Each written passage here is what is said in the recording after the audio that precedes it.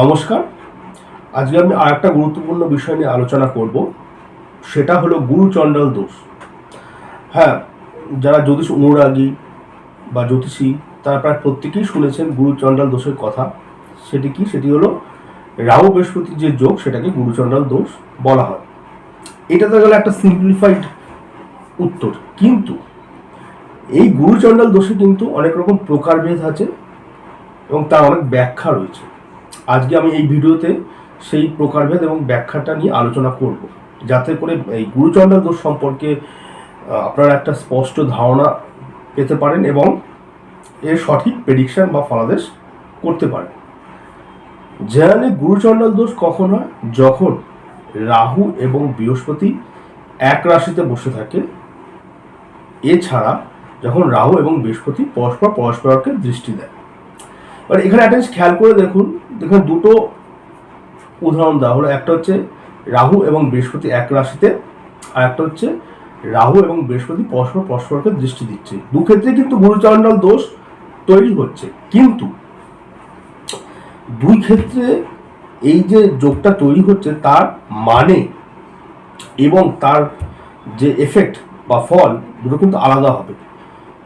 বৃহস্পতি এবং রাহু একসাথে বসে থেকে যে গুরুচণ্ডাল দোষের ফলটা সৃষ্টি করছে, সেই ফল কিন্তু বৃহস্পতি এবং রাহু যদি পরস্পরকে দৃষ্টি দেয়, তার ফলে যে ফলটা তৈরি হবে সেই ফলের সাথে কখনোই এক হবে না।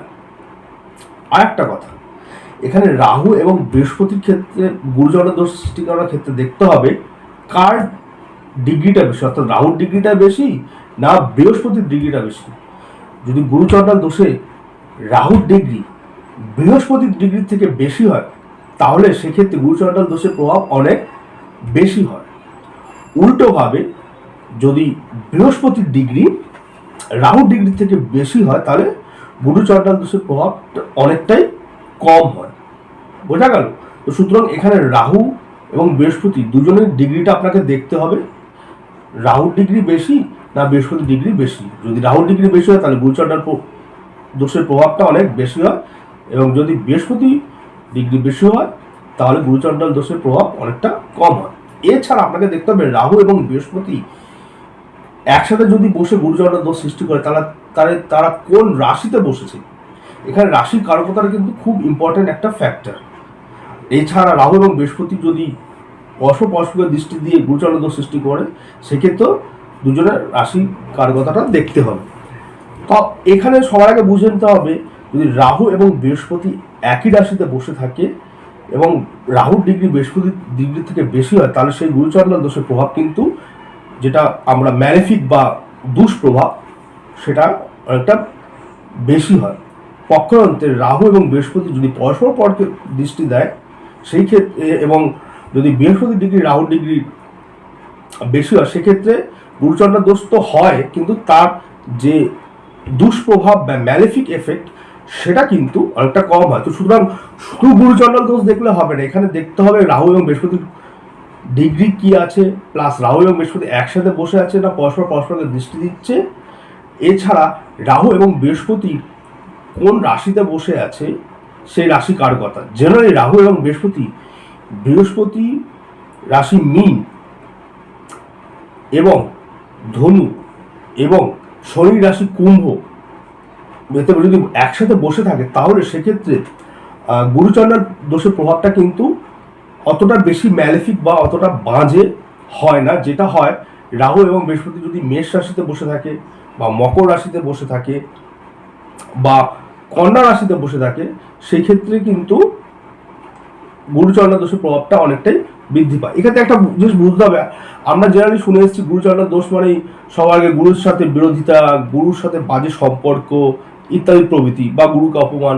কারণ বৃহস্পতি মানে গুরু, আর চণ্ডাল মানে রাহু, আর রাহু মানে চণ্ডাল গুরুকে অপমান করে বা গুরুর সাথে বাজে সম্পর্ক, এটা জেনারেলি আমরা ধরে নেওয়া হয় গুরুচণ্ডাল দোষের এফেক্টের ক্ষেত্রে। কিন্তু সব ক্ষেত্রে এই মিনিংটা হয় না।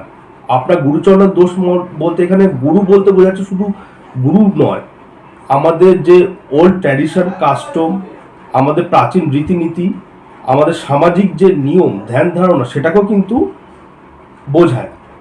শুধু গুরু মানে কোনো ব্যক্তি নয়, এখানে গুরু ছাড়াও বৃহস্পতি কিন্তু আমাদের সামাজিক রীতিনীতি, আমাদের ধ্যান ধারণা, আমাদের সংস্কৃতি এটাকেও বোঝায়। আর চণ্ডাল মানে এখানে শুধু চণ্ডাল ব্যক্তি নয়, রাহু মানে এখানে বোঝাচ্ছে, রাহু মানে বোঝাচ্ছে সেই ধ্যান ধারণা, প্রাচীন ধ্যান ধারণা, রীতিনীতি, আমাদের সামাজিক যে নিয়ম, যে কাস্টমস আছে তার বিরুদ্ধচারণ, অর্থাৎ তার এগেনস্টে গিয়ে নতুন কিছু করা। এই জন্য রাহুকে বিপ্লবের কারক বলা হয়। তো সুতরাং এখানে বৃহস্পতি বলতে বোঝাচ্ছে আমাদের প্রাচীন ধ্যান ধারণা, নিয়ম নীতি, আমাদের সংস্কৃতি, আমাদের কাস্টমস, আমাদের ধর্ম বা রিলিজিয়ান।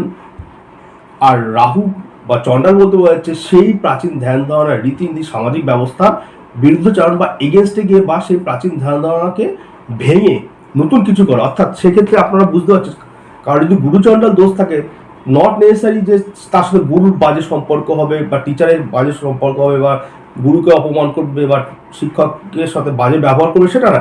এরকমও হতে পারে সে প্রাচীন ধ্যান ধারণা, রীতিনীতিকে ভেঙে নতুনভাবে সে জিনিস শুরু করতে চায় বা সমাজে নতুন নিয়ম আনতে চায়, সমাজের নতুন ধ্যান ধারণা তৈরি করতে চায়। এটা কিন্তু একটা মিনিং দেয়। তো সুতরাং গুরুচণ্ডাল দোষ মানেই শুধু একটাই প্রেডিকশন বা ফলাদেশ যে সে গুরুর সাথে বিরুদ্ধাচরণ করবে, গুরুকে অপমান করবে, বাজে কিছু করবে, এইটা ধরে নিলে কিন্তু হবে না।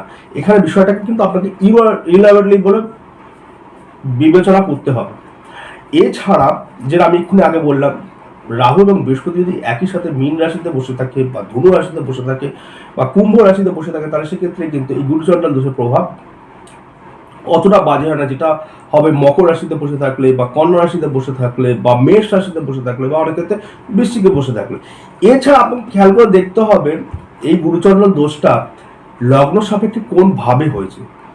লগ্ন সাপেক্ষে যেভাবে গুরুচণ্ডাল দোষটা সৃষ্টি হবে সেই ভাবকে রিলেট করে কিন্তু গুরুচণ্ডাল দোষের প্রভাবটা দেখা যাবে। সে ফর এক্সাম্পল, লগ্ন সাপেক্ষে যদি সপ্তম ভাবে গুরুচণ্ডাল দোষ সৃষ্টি হয়, মানে রাহু বৃহস্পতি যদি একসাথে বসে থাকে, তাহলে সেক্ষেত্রে যেহেতু সপ্তম ভাব থেকে বিবাহ বিষয় বিচার করা হয়, তো বিবাহ অর্থাৎ রিলেশনশিপের ক্ষেত্রে সেক্ষেত্রে হাজব্যান্ড এবং ওয়াইফের নিজেদের পরস্পরের মধ্যে সম্পর্কের ক্ষেত্রে যে শ্রদ্ধাবোধ, যে সম্মান, রেসপেক্ট, সেটা থাকবে না।